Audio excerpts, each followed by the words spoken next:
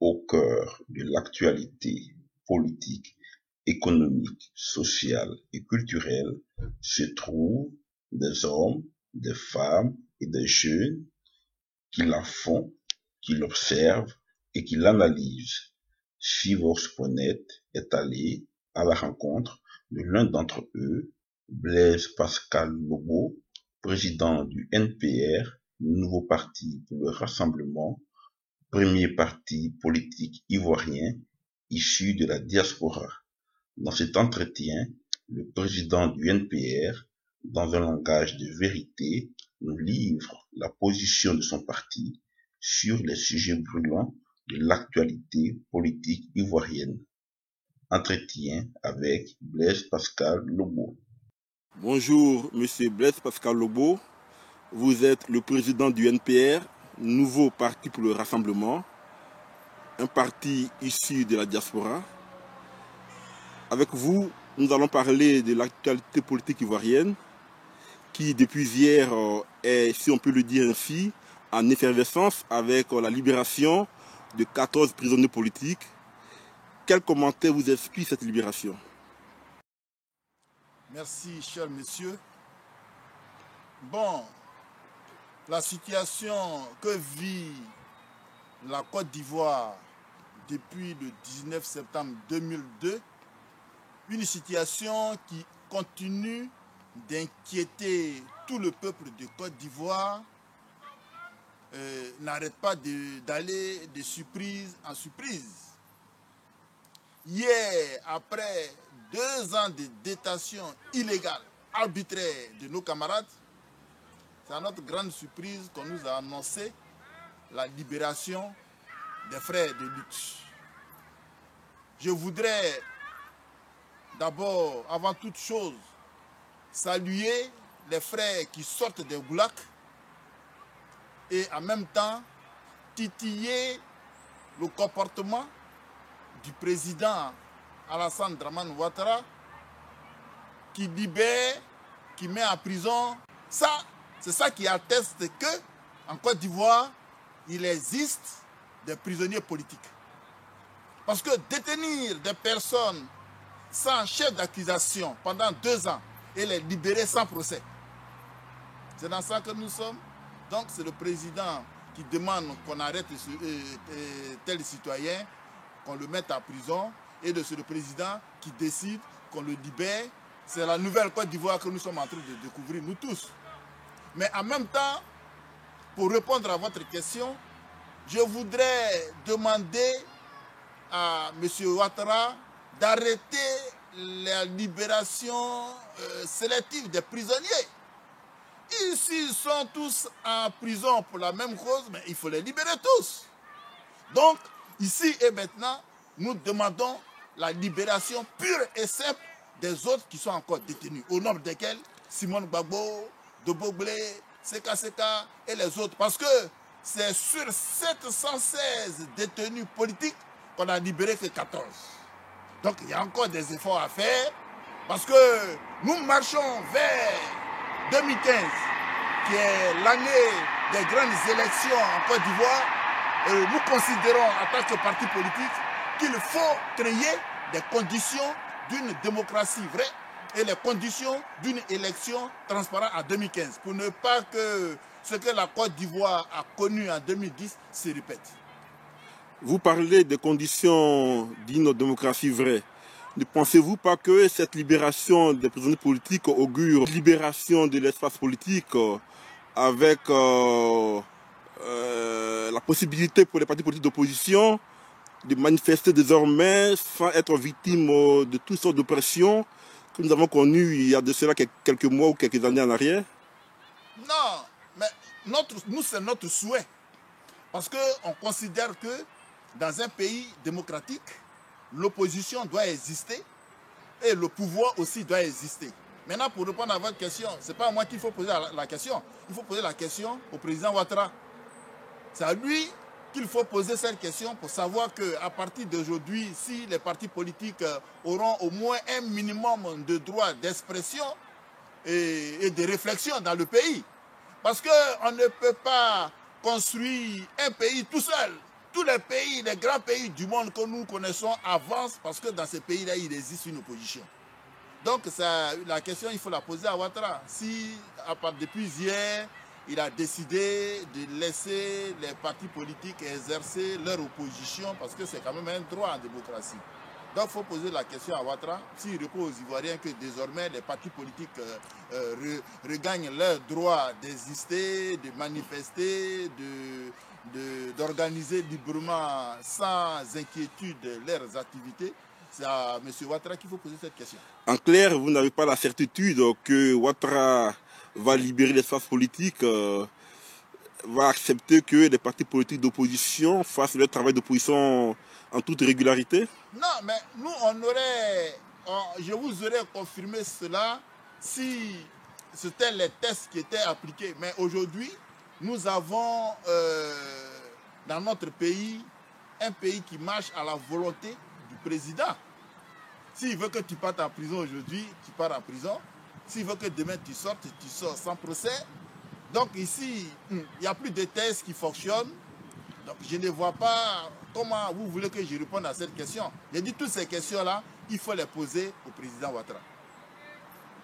Faut-il penser que cette libération est l'œuvre de la pression extérieure ou l'œuvre de la bonne volonté d'un président de la République qui a la justice sous ses ordres? Oh, je voudrais, saisissant cette question que vous me posez, je voudrais saluer la diaspora qui lutte depuis 2 ans. Je voudrais saluer les femmes de la diaspora. Je voudrais saluer tous les leaders de la résistance de la diaspora. C'est eux qui font le travail. Donc dans cette libération, c'est à ces personnes-là qui abandonnent leurs enfants, qui abandonnent leur travail, qui voyagent partout dans toute l'Europe avec leurs salaires pour demander la libération de ces prisonniers en Côte d'Ivoire. Vous savez, avec tout ce que nous avons vu en Côte d'Ivoire, l'espace démocratique ne pouvait plus s'exprimer. Donc, la diaspora a pris le relais de faire le travail. Je voudrais sincèrement, par vous, rendre hommage à cette diaspora-là, qui continue de presser, qui est dans les réseaux sociaux, qui occupe véritablement les réseaux sociaux, qui occupe la toile, qui informe le monde entier de ce qui se passe en Côte d'Ivoire. Les images circulent. Je voudrais vraiment saluer ces Ivoiriens-là. Vous savez, ceux qui ont fait la guerre en Côte d'Ivoire n'avaient pas compté avec cette force. Vous le savez, quand ça a commencé, les gens ont dit, bon, dans une semaine, ils vont se fatiguer. Mais les Ivoiriens ne se sont pas fatigués. Ils ont démontré aux yeux du monde entier qu'ils sont un peuple digne. Mais c'est cela, c'est notre génération, une génération qui lutte. C'est à cette génération-là que je voudrais rendre hommage. Je voudrais leur dire merci. Mais de continuer le combat, parce que ce n'est pas terminé. Sur 716 prisonniers, que 14 ont été libérés, il faut que tous ces Ivoiriens soient libérés pour qu'on parte en toute quiétude aux élections. Donc c'est la pression qui fait que les gens sont obligés de lâcher les gens qui les détenaient de manière injuste. C'est la pression. Mais il faut multiplier cette pression-là pour qu'aucun Ivoirien ne soit en prison.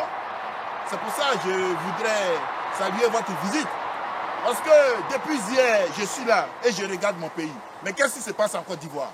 Qu'est-ce qui se passe dans mon pays?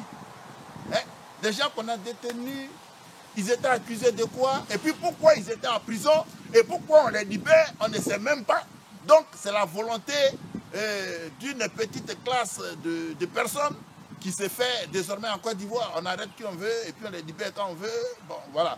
Donc ce n'est plus un pays régi par des tests que tout le monde doit respecter parce que ce sont quand même les tests qui sont la boussole même du président. Bon, donc nous allons continuer à manifester, à faire la pression jusqu'à la libération du dernier prisonnier en Côte d'Ivoire. Monsieur Blaise Pascal Logbo, à vous entendre, c'est, peut-on le dire, le combat mené par les patriotes ivoiriens de la diaspora qui est en train de porter ses fruits depuis hier. Mais bien sûr. Bien sûr, vous savez que si cette diaspora s'était tue comme dans les autres pays, les gens auraient légalisé leurs besognes. C'est parce que justement cette diaspora avec laquelle personne n'a compté. Parce que c'est la première fois que la France voit ça, à Paris ici, occuper pendant près de 2 ans les rues parisiennes. occuper toutes les grandes institutions européennes. C'est ça, c'est la première fois les gens ils voient ça. Donc, à travers ces manifestations publiques et à travers les réseaux sociaux, Facebook, Internet, tout ce qui se passe, que le monde entier s'est interrogé sur la situation de la Côte d'Ivoire. Donc, ce sont les pressions internationales qui font que les gens sont obligés de libérer tout le monde, sinon ce n'est pas la bonne foi. Si c'était la bonne foi, d'abord, il faudrait qu'on leur demande pourquoi même ceux-là sont en prison. Pourquoi? Puis, peut-on penser que la libération de ces prisonniers depuis hier augure la libération du président Laurent Gbagbo, incarcéré à La Haye depuis novembre 2011? Non, mais ce n'est pas les mêmes institutions. En Côte d'Ivoire, il y a le président Ouattara qui décide, mais à la CPI, bon, même si l'on parle de droits politisés, mais il y a quand même une procureure qui est en train de faire un travail. Mais nous sommes aujourd'hui plus que jamais rassurés que le président sera libéré. Parce qu'aucune accusation ne pèse contre lui. Les chefs d'accusation ont été détruits, rien n'a été confirmé contre lui, mais je pense qu'il reste à le libérer. Parce qu'on ne détient pas un citoyen en prison pour aller chercher les preuves. Et quand on a les preuves, on l'arrête. Et puis, ces derniers temps, on dit non, Bensouda est allé prendre les preuves à Abidjan comme si les preuves sont dans un petit coin d'Abidjan, on va les chercher. Les preuves, c'est le résultat d'une longue enquête. Mais aucune enquête n'a été faite. Donc, naturellement, le dossier ayant déjà été déclaré vide, on doit libérer le président. Nous attendons cette libération. Et pour les échos que j'ai, d'ici la fin de l'année, on aura fini de libérer tout le monde pour que les Ivoiriens s'asseyent autour d'une table pour parler de l'avenir de la Côte d'Ivoire. Président Lobo, revenons un peu au cas Simone Gbagbo. Pourquoi, selon vous, elle est encore maintenue en prison alors que ses camarades de lutte, qui aussi étaient accusés sur la base des mêmes chefs d'accusation, ont été libérés hier? Pendant qu'ils sont libérés, elle est cependant maintenue en prison. Comment expliquez-vous cette position de la justice ivoirienne? Il n'y a pas de justice ivoirienne. Il n'y a pas de justice ivoirienne. Il n'y a qu'une injustice ivoirienne. Rappelez-vous que ça ne fait pas un mois que ces 80 pro-Gbagbo avaient été inculpés. Vous vous rappelez? Même quoi Justin qui a été libéré aujourd'hui, il avait été aussi inculpé. Il n'y a pas de justice. Il n'y a qu'un chef d'État qui décide qu'on condamne tel, qu'on libère tel. C'est pour ça que le cas Simone Gbagbo ne peut pas se prononcer là-dessus. Ce que nous pouvons dire aujourd'hui, c'est de dire aux gens qu'il faut continuer à combattre pour la démocratie. C'est tout. Sinon, le reste, justice ou pas, quand le président sera content, il va libérer les gens. Voilà. Donc, on a plein de cas comme ça où on détient les personnes et après on les libère sans procès, sans que personne ne sache ce qu'ils ont fait. Et là, on ne peut pas nous parler des grâces présidentielles parce qu'une personne qui n'est pas passée devant le juge ne peut pas être graciée par le président. Donc, bon, c'est la nouvelle Côte d'Ivoire, mais nous ne sommes pas obligés d'accepter cette Côte d'Ivoire. Président Lobo, toujours dans le cadre de l'actualité politique ivoirienne, il est aussi question du foncier rural et de la naturalisation d'un certain nombre d'étrangers considérés aujourd'hui comme des apatrides. Quelle est la position de votre parti sur ces deux sujets?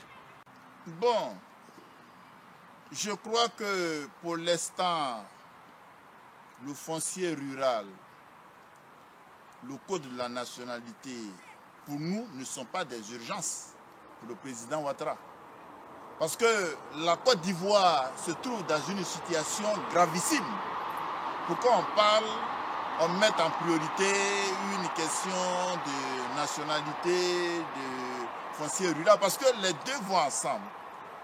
Aujourd'hui, ce qui urge pour nous est qu'on crée d'abord en Côte d'Ivoire des conditions d'une réconciliation nationale. Voilà, c'est ça qui urge pour nous. Il faut créer des conditions pour que les fils du pays qui sont à l'extérieur éparpillés au Ghana, au Togo, en Guinée, au Bénin, un peu partout, reviennent en Côte d'Ivoire pour que nous parlions du foncier. Parce que je ne comprends pas pourquoi certains Ivoiriens privés de leurs droits sont en prison, près de 700 Ivoiriens dans le goulag. Les Ivoiriens éparpillés partout. Et pour nous, ça n'urge pas aujourd'hui qu'on parle de tous ces dossiers. Vous-même, vous avez vu que parler aujourd'hui de la naturalisation massive des apatrides, mais il n'y en a pas en Côte d'Ivoire. Les gens, les étrangers qui vivent en Côte d'Ivoire, beaucoup d'entre eux connaissent les pays d'origine. Le code de la nationalité qui existe déjà, doit être respecté jusqu'à ce qu'on trouve la quiétude au sein même de la population avant d'aborder ces sujets brûlants. Mais les gens se précipitent, donc ça nous donne à penser qu'à travers la naturalisation, le président Ouattara veut fabriquer du bétail électoral pour 2015. Parce que déjà, il se proclame candidat et en même temps, il veut naturaliser les gens vite. Parce que si lui, il les naturalise, bon, en retour, on va voter le président. Donc cette question-là, elle peut attendre après la réconciliation du peuple de Côte d'Ivoire. C'est ça qui est urgent. Nous voulons maintenant parler de votre parti, le NPR. Vous projetez très bientôt d'organiser le premier congrès ordinaire de votre parti à Abidjan, en avril prochain, à l'hôtel Pullman. Alors, à quel niveau êtes-vous s'agissant des préparatifs de ce congrès? Non, le parti est au travail. En ce moment, une forte délégation du parti est en train de sillonner le pays, en douceur, hein, parce qu'il faut faire très attention. Donc, nous sommes en train de préparer le congrès. Les jeunes sur place sont en train d'installer des sections parce que c'est toute une semaine que nous aurons, du 12 au 19 avril 2014, toute une semaine pour parler aux Ivoiriens. Parce que la diaspora ivoirienne, les Ivoiriens qui ont quitté la Côte d'Ivoire pour vivre ailleurs, qui ont appris beaucoup de choses, qui aujourd'hui ont porté sur le dos comme un fardeau. Cette crise-là ne doit plus rester en marge de la politique ivoirienne. Le NPR, le nouveau parti pour le rassemblement, s'engage dans ce combat-là. Donc le congrès que nous allons organiser est un congrès qui a le sens d'image d'une sensibilisation pour que le peuple de Côte d'Ivoire se réveille. Nous n'allons pas continuer à laisser une seule classe politique, celle de depuis 1946, à endeuiller la Côte d'Ivoire. Nous pensons qu'il faut disqualifier cette génération d'hommes politiques. La sagesse n'a pas d'âge. Mais quand on sort d'une telle situation, nous pensons obligatoirement qu'il faut aller à un changement profond, à une rupture totale. Nous voyons ces derniers temps les mêmes qu'on a vus depuis Makoussi, qui ont parcouru toute l'Afrique, qui ont parcouru tout le monde, s'étendent les mains entre eux, comme s'il n'y a que eux seuls qui sont en Côte d'Ivoire. On est arrivé à la guerre parce qu'il y a eu des manquements. On est arrivé à la guerre parce qu'il y a eu des choses qui devaient être faites, qui n'ont pas été faites. On est arrivé à la guerre parce qu'il y a eu des incapacités quelque part. C'est ça que la diaspora, à travers le NPR, veut corriger. Nous voulons corriger ça. Parce qu'après un moment, après la libération de tout le monde, lorsqu'il y aura la quiétude, lorsque le peuple de Côte d'Ivoire sera libéré, il faut qu'on nous fasse un bilan. Il faut qu'on nous fasse un point sur la situation pour qu'on redémarre de nouveau. Il ne faut pas que les gens entre eux cherchent à s'étendre les mains comme ça, comme toujours. Non, ça ne va plus se passer comme ça. Je demande à la jeunesse de Côte d'Ivoire de se lever. Voilà le sens de notre congrès qui se prépare très bien et on a baptisé ça la marée rouge. Nous allons inviter les Ivoiriens qui veulent la paix, qui veulent la liberté, qui veulent le progrès de la Côte d'Ivoire, qui veulent le réveil de la Côte d'Ivoire, de se mettre en rouge sur toute une semaine. Pensez-vous que les Ivoiriens aujourd'hui sont prêts à écouter une voix issue de la diaspora? Mais ça fait 2 ans qu'ils nous écoutent. Voilà. Aujourd'hui, les Ivoiriens sont accrochés à quoi? Ils sont tous accrochés à la libération du président Gbagbo. Mais c'est la diaspora qui fait ce travail. Alors pourquoi le peuple de Côte d'Ivoire n'écouterait pas une telle diaspora qui est mature, une telle diaspora qui est digne? Donc je ne vois pas pourquoi on ne nous écouterait pas. Nous n'avons pas participé à quoi que ce soit. Nous ne sommes responsables de rien. Mais nous voulons proposer une nouvelle alternative pour que la Côte d'Ivoire se réveille.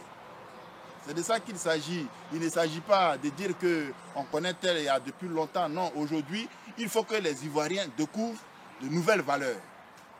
Et c'est à cela que nous travaillons. Peut-on penser que ce congrès d'avril prochain s'inscrit dans la perspective de la présidentielle 2015? Est-ce que, au sortir de ce congrès, vous serez désigné le candidat de votre parti à la prochaine présidentielle? C'est le congrès qui décidera. Mais en tout cas, je serai candidat. Si je suis choisi par le congrès, alors je vais briguer, comme dans tous les partis, chercher à briguer un mandat au nom du parti. Donc moi, je travaille, mais le parti aussi a son travail à faire. Mais en tout cas, je suis candidat à la présidence du parti. Je suis candidat. Donc le reste au parti de décider. Peut-être qu'il y aura, j'aurai des adversaires, c'est possible. Mais pour l'instant, j'ai dit aux Ivoiriens que je suis candidat parce que nous sommes porteurs d'un nouveau projet, la Côte d'Ivoire que nous voulons. Voilà, donc nous sommes candidats. La politique aujourd'hui ne doit pas seulement rester dans les mains d'un petit cercle de personnes qui se font la passe, qui s'accordent entre eux. Non, on n'est plus d'accord avec ça.